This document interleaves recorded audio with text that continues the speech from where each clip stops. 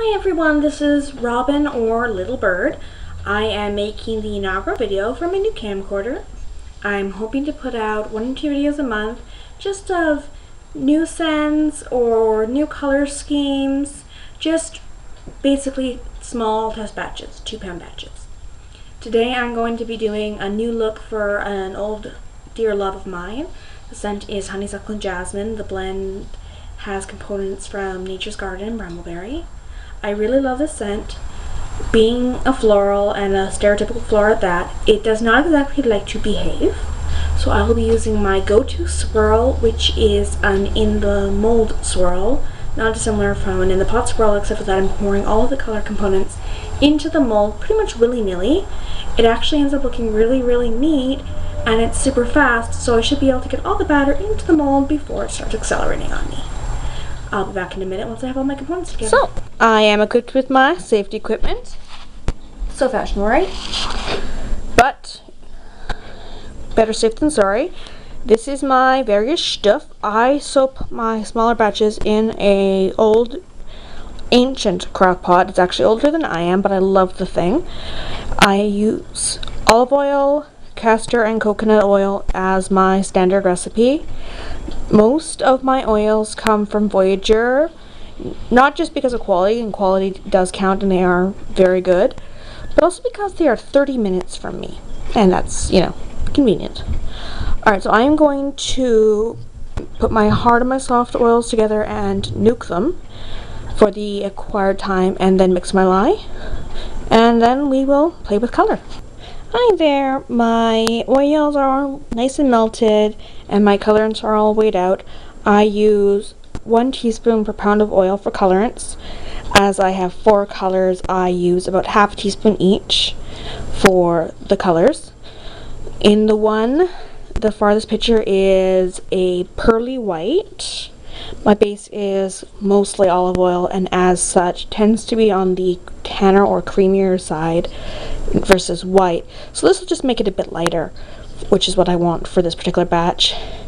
This is green and pearly white and blue, and pearly white and yellow.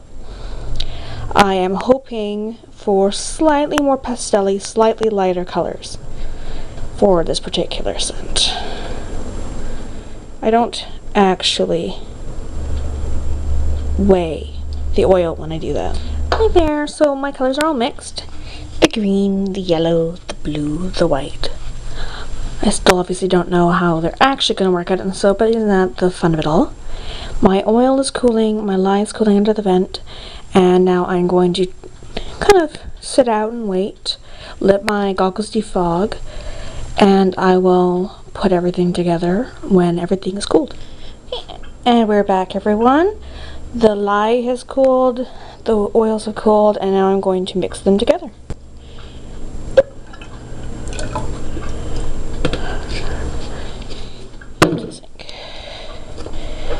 So, I have a really cheap and kind of crappy stick blender right now, so it really needs to get burped when it's in the pot. I'm actually not going to be stirring this for very long. I don't really even want trace, I want the barest emulsification.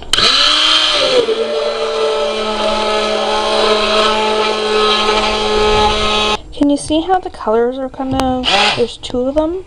There's this kind of opaque white or yellow, and there's this kind of just see-through creamy color. That is what I'm trying to blend together. Right now it's all one color, and this is as thick as I want it to get. See, it's still really watery.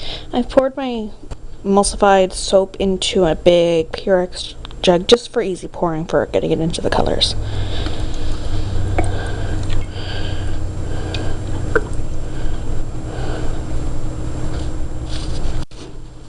Just a bit more. I do this really by ear, I guess, eyeball, whatever you want to call it.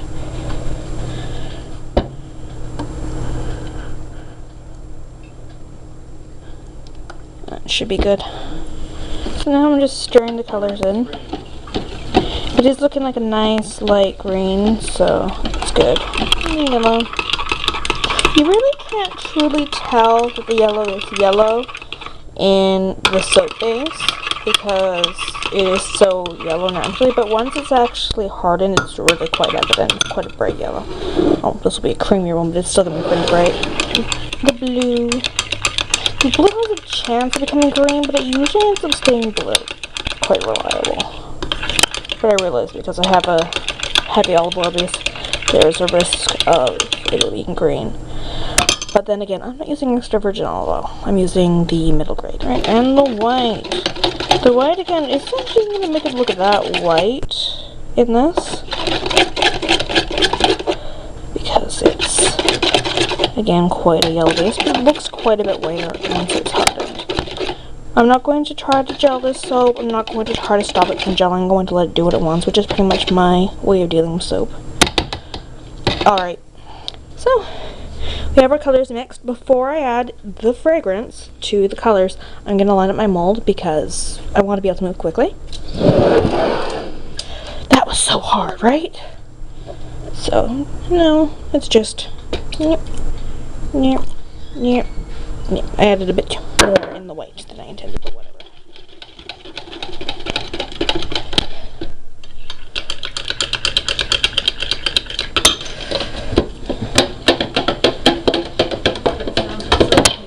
Yes, it's a soap video. My mother came home. Alright, we're mixed. Now we're going to get moving and get swirling. Alright, I'm starting with the white actually because I added more of the fragrance to it, and so if anything's going to seize up on me, it's going to be it. So just into the mold. And it is thickening into the mold. See? Into the mold. Into the mold. Into the mold. Into the mold. I don't want it not to. Into the mold. Into the mold. Alright, now I have mixtures of all of the colors, which is intentional because, as you can see, my mold is tall and skinny. I like to do more on top of it, so I need to let this actually set up a bit, and then I will do some texturing on top. But see, that's it. No chopstick, nothing, just pour the colors in. Alright. So while you were away, the white did set up quite a bit, and the other colors have not set up as much, so I'm going to make a little bit of a mess, but frankly, when I soap, I always make a mess, so this is nothing special. Ask anyone. So this is just the last of my colors that have settled up a little bit. I'm just going to pour that on top of the white that I have already scooped on. And